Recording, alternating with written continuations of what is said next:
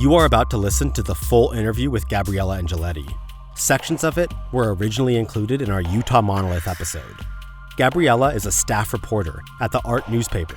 She was one of the early journalists to report on the story of the mysterious monolith. She shares with us artists who are potentially responsible for the monolith and its place in the art world. We hope you enjoy. My name is Gabriella Angeleti, and I'm a staff writer for the Art newspaper, and I'm based in New York.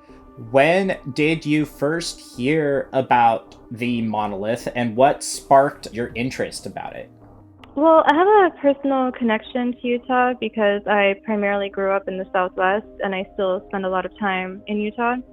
So I heard about the monolith while I was camped out there in a cabin during the pandemic, and I just thought it was really interesting and the perfect story to close out, a pretty bleak year. So I heard initially about it from a pretty brief local news piece about how the Utah Division of Wildlife discovered this structure when they rode past it on a helicopter.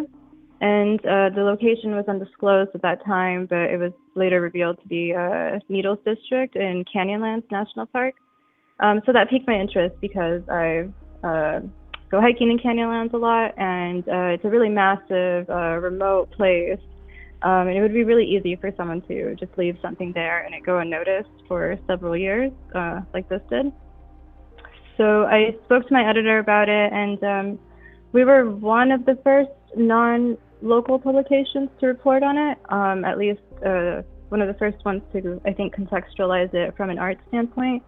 And then that same week, things escalated really quickly, and the monolith was just everywhere. Did you ever visit the monolith? No, I never went there myself. It actually was taken down before I ever even had a chance to drive out there. Oh, that's a bummer. Very, definitely. Yeah, and I think speaking of driving out there, one important thing to know about this story is that it really stemmed from this subreddit that was formed to find the monolith. And there was a user called Bearfucker who posted the coordinates of the monolith online. And then that post just prompted thousands of people to go out there and take selfies and, destroy the landscape and piss off all the locals in Moab. So, yeah, so shame on you, Bearfucker, for posting the coordinates. Although, yeah, it's hard.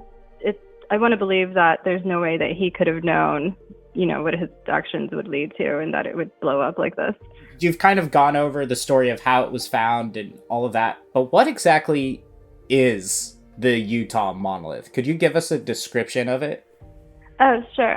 So the Utah Monolith was a freestanding sheet metal structure that was discovered in November last year. It was around 10 to 12 feet tall, and it was installed on the sandstone floor in a remote cove in Canyonlands. And according to Reddit investigators who used Google Earth View, it was installed sometime between August 2015 and October 2016. Do you know how they dated it like that? I guess it just appeared during that time, out of nowhere. So it was fairly recently, which is interesting that no one was ever able to find out who did it. You said that it's very remote out in that area. Could you tell us more, since you've been there?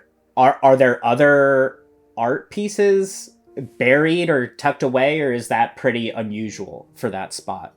No, it's definitely pretty unusual. Canyonlands is just, a colossal place. It's one of the most beautiful places in the world, but it's actually one of the most remote national parks that there are.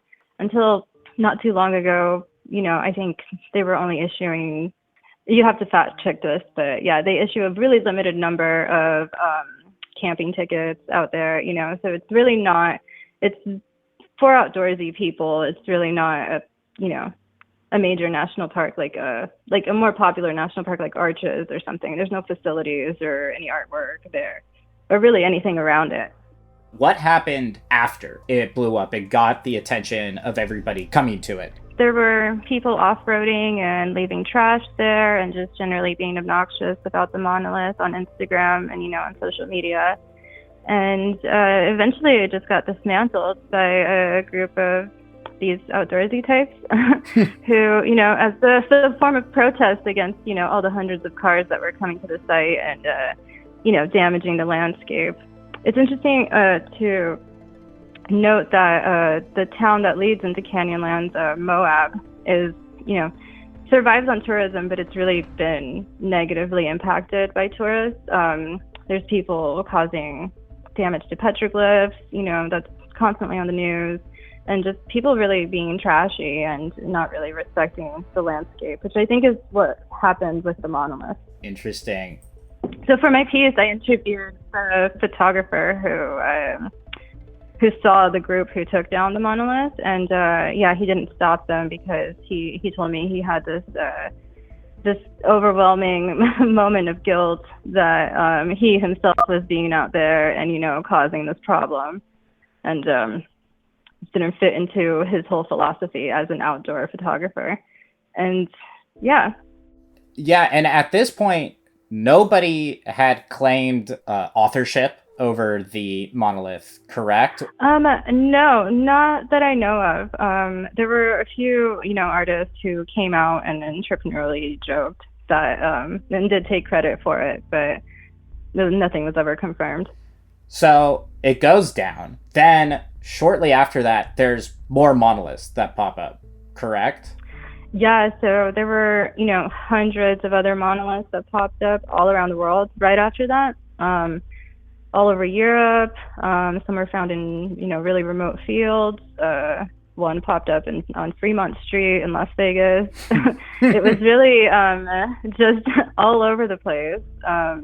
And we initially did run a few stories following up on some of the monoliths that first appeared, but then, we actually had to stop keeping track, and the whole thing died out on its own. Were these monoliths exact replicas of the original, or do you know if they differed in any ways? So it's hard to say because the monolith, it was a pretty rudimentary structure. So it would be really easy to build similar versions of it with sheet metal or, any other similar material.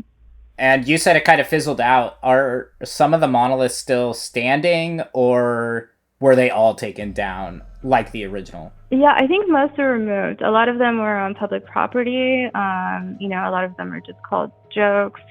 So, the list is really, really extensive. I would be surprised if there are any standing right now. One of the initial thoughts was that it could potentially be aliens. What are your thoughts on it straight up being aliens? Yeah, I 100% believe that it could have been aliens. I think, that just added to people's fascination with this. There's something really mysterious about the structure appearing out of nowhere and no one being able to claim it. I think a lot of people immediately thought of the monolith from 2001, A Space Odyssey. Do you think that comparison had any reason to do with why it went so viral? Oh, yeah, definitely. Because it does look like those monoliths, and, maybe it was part of a music video or a film shoot. Who knows? Well, I know that there is one theory that Westworld shot out there. Have you heard about anything about that idea? Oh, really? No, I hadn't heard about that. Apparently Westworld was shooting out in that area, and so some people think it could be a leftover prop from that. Oh, interesting. I hadn't heard that theory, but it could make sense. I guess ultimately the monolith was illegal, because it was installed on public land. So it would be difficult to imagine that, a major film, would do that. I think that one of the most common artists that have been attached to theories about the monolith is John McCracken. Could you tell us who John McCracken is? Yeah, so John McCracken was a minimalist American artist. He spent a big part of his life living out in the West, and in the mid-1960s, he started making these freestanding plinth sculptures that sort of resemble the monolith structurally, but they don't have the same luster as his works. His works were had a really reflective surface, and he made these sculptures from really finely polished stainless steel. Sometimes they were made from wood coated with fiberglass and resin to achieve that really reflective surface. Is there anything really specifically about how it was built that people believe that it is John McCracken versus aspects of it that would make people believe it isn't a John McCracken? Or anybody who knew him that would help prove one way or another? Definitely. So I spoke with Almeen Rek, who's represented John McCracken since the 1990s. And she told me that first of all, he would never put bolts on any of his sculptures, that the sculpture was very crudely built, and that actually she didn't even believe that it was art. And that McCracken was always very attentive to this reflective element of his work. She said something interesting, that he had this very poetic idea that the work would reflect the changes in the world for decades and centuries to come. And so she completely, after our first article came out, when David Zwirner, who also deals in his work, told us that maybe that it wasn't, and then he told the New York Times that he was divided on whether it was or wasn't, but he did believe that it was John McCracken's work. Almeen reached out to me actually to, completely ruled out that idea. But I can see why the comparison was made and why maybe people believe that it could be, because, he lived in Santa Fe, Las Vegas, Reno, so he was in that part of the world. And there are records of him installing a similar plinth in the desert in the 1970s, but there's no documentation or photographs of anything ever being installed in Utah. So he was an established artist already at that time, so there would have been some record of a work in Utah if it ever existed. Oh, yeah, and then just another theory was that it could have been, a work by Robert Morris or Richard Serra, who were doing similar sculptures. But the art world authorities shut down all those theories, too. Why did they shut down those theories? It's just because of the way that it was made, and because there was no documentation of it. And there would definitely be some sort of photograph, some sort of archival material, some sort of writing about it. It seems like what you're saying is a lot of the art world maybe has shunned the piece a little bit. Why do you think that is? Yeah, there definitely is a level of elitism in the art world. So, so I think people were just, quick to shut down, to deem something art or not art. In terms of John McCracken, you said that he was a minimalist artist. What is minimalism when it comes to art? Yeah, so minimalism is an art movement that emerged in the 1950s. It's quintessentially American, and I would say that minimalism tries to represent an outside reality, or, not an aspect of the real world, and it's heavily linked to conceptual art. Minimalism tries to represent like a purified and simple form of beauty. And I think there's definitely a cult around the minimalist movement. There's definitely a cult around artists like Donald Judd and Agnes Martin and Dan Flavin, and now John McCracken too. Do you have any insight on his views on extraterrestrials or other dimensions? Yeah, so another thing that Almeen shared with me was that, McCracken said he wanted to make work that looked like it was made by aliens, or something that maybe aliens left behind on Earth, which is really interesting. He definitely believed in UFOs. He believed in time travel and the idea of the multiverse. And he even claimed to have traveled to other planets himself and other dimensions, and to have spoken to aliens. So John McCracken died in 2011, I think, but he would have had a lot of interesting things to say about the monolith. Do you know how he claims to have traveled to all these places? Oh, that would require some reading. Yeah, I'm sure. Sure. The next person I wanted to talk to, who's mentioned in your article, is William Fox. Why do people think he was involved with the monolith? So William Fox is one of my absolute favorite writers. He's a scholar, curator, and he's the director of the Nevada Art Museum's Center for Art and Environment, which focuses on land art. And he's written a lot about land art, and particularly the work of Michael Heiser.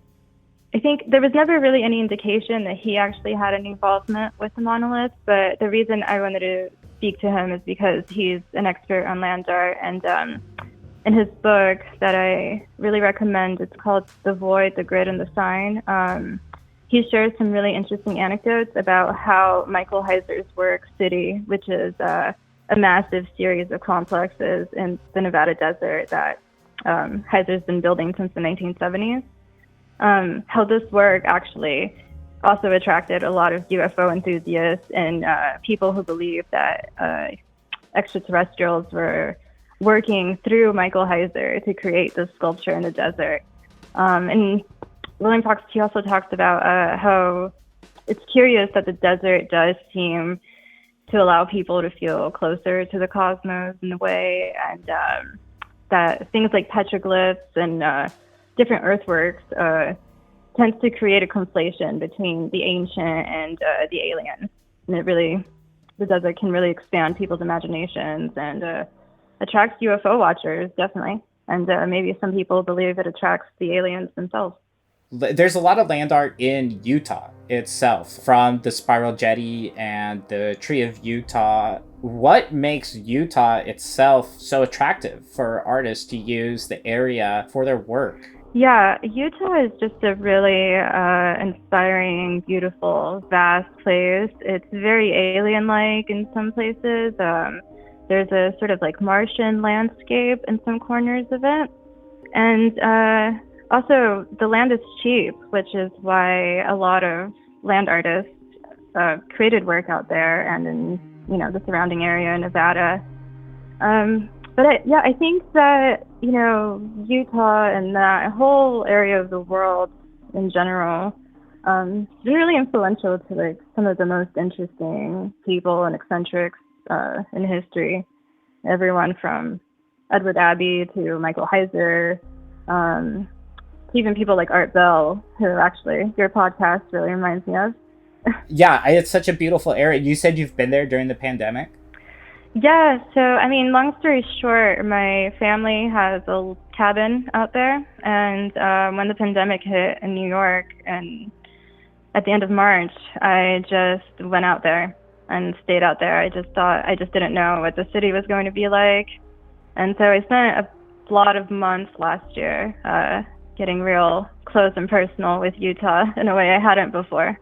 And it was really interesting to write this story at the end of that year, because I had spent most of the pandemic isolated in this cabin. And then, something from Utah came out of it, which was a strange synchronicity there. That's awesome. While you were in Utah, did you have any weird experiences out there? A lot of our season is ending up very centered around Utah. So very interested to hear great. What your general thoughts are. Oh man. Yeah. I would see, there was one time where I was sitting in the cabin and you would see just strange lights flying overhead all the time. People say it's from the military planes or, something like that. But Utah is a very, very creepy place. There's the Mormon aspect of it, which is really interesting. It has a really deep history, and I think that especially if you're sitting in a cabin for 5 months, kind of losing your mind like I did, maybe more like 6 or 7 months, then you're likely to be more perceptive to these strange happenings around you. bringing it back a little bit, there is somebody who has claimed they are the ones who created the original monolith and several of the copies. That person is Maddie Mo, who founded the art group Most Famous Artists. Could you tell us who Maddie Mo is? Yeah, so I wasn't actually aware of Maddie Mo, but I did my research, and yeah, he's a digital artist, a painter, and now is getting into the NFT game, like a lot of people. But yeah, he's really on the periphery of this blue chip art world, and I think he was smart to try to get some type of recognition for it and for taking credit for the monolith. I saw he was even interviewed by Heidi Zuckerman, who's the former director of the Aspen Art Museum. So yeah, so I think it worked out in his favor. Yeah, do you think he's responsible for the original piece? I mean, I think it's more likely that the monolith was made by aliens than it was made by Maddie Mo. What do you think would attract a stunt like this to an artist like Maddie Mo? What does he have to gain by it? I guess notoriety, the 15 minutes of fame, and money, probably. Attention to his work, definitely.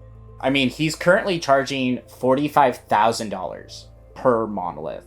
And on his site, it says it's sold out. Is there any artistic worth in replicating the monolith and selling it? I mean, no, there's definitely no artistic merit, but I think that as a working artist, if someone is willing to pay you $45,000 for work, then God bless. It's interesting. It's interesting what people are actually willing to buy, you know, in a moment of sort of meme frenzy, you know, like the monolith became. So it's kind of, I can see someone buying it as sort of an inside joke, something to put in your house to, you know, amuse your friends and whatnot.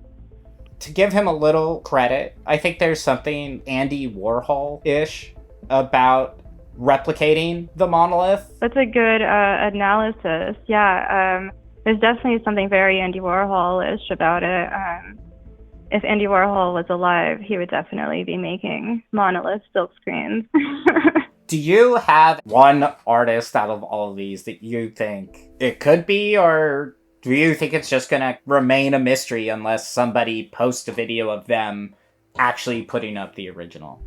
Yeah, I think it's just going to remain a mystery. You know, the comparisons to John McCracken or Richard Serra, Donald Judd, etc. You know, I just think these artists, their work was so well documented, you know, throughout their whole career, so that I think it would be really unlikely for something to surface, especially from a big name artist. Are there any other artists that the monolith reminds you of than somebody we've spoken about? Yeah, and I mean, it definitely does resemble a work by John McCracken. David Zwirner had a really similar plinth installed in his gallery in Chelsea. I'm not sure if it's still up there, but I mean, it was really, really similar. And I remember he joked at the time that the portal to the Utah Monolith was at his Chelsea gallery in the lobby.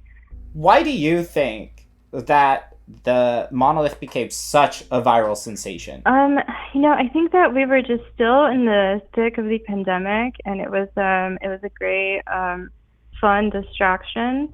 The Reddit buzz around it also propelled things a little bit, and you know, I think anything that forces people to think about aliens or the unknown, or you know, gives them a sort of some existential questions that I'm sure we all had at the end of last year, would, you know, really become popular and take off the way it did. But then it was interesting, honestly, because people were having really strong reactions to the monolith. Like, it made them curious, and it made them angry in a funny way, as, you know, all viral things do. But maybe another aspect of it was that it was installed in this beautiful red cove and canyonland. So the pictures were really strong. I can definitely see why people went out there in droves and wanted to photograph it and be a part of this. It was really a global thing. We were all experiencing the monolith together after a year of being very divided. Yeah. Do you think that it coming after a very tense time in the country, do you think that had anything to do with its popularity? Yeah, I mean, definitely. I think we were all just really hungry for something that didn't relate to coronavirus, didn't relate to death, didn't relate to, very heavy issues around social justice. I think we all kind of needed something to melt our brains a little bit.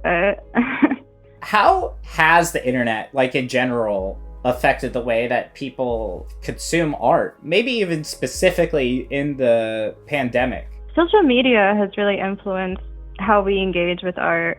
For example, I know several examples of people who don't work in the art world or have any art background, but have managed to really carve out a space for themselves online, as authorities on art, just by virtue of being an influencer and being mega popular.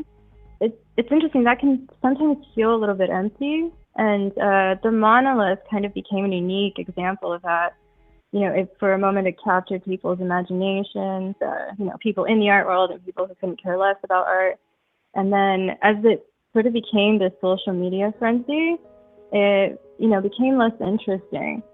Social media really has the power to dull an artwork. You see that with Yori Kusama's infinity rooms, which are essentially selfie chambers. They don't feel like a pure art experience in a way. It's something actually that William Fox mentioned when we spoke, that, this monolith started out as a pure gesture by the artist or whoever did it. Then it was discovered, and then it just became something that it was never meant to be.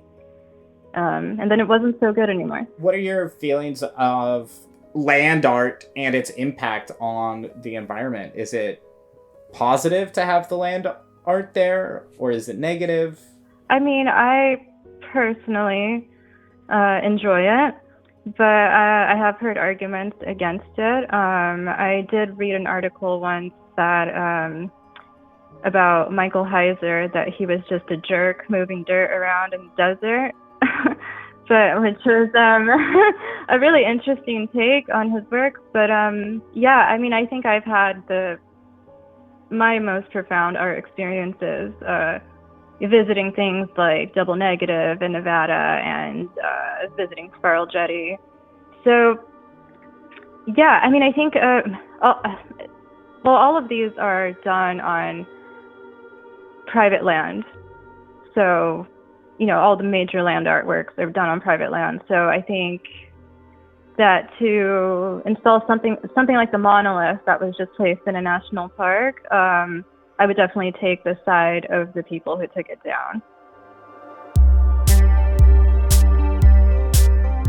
Let us know who or what you think created the monolith on Twitter and Instagram @strange_phenom and on Facebook @strangephenomenon, all one word.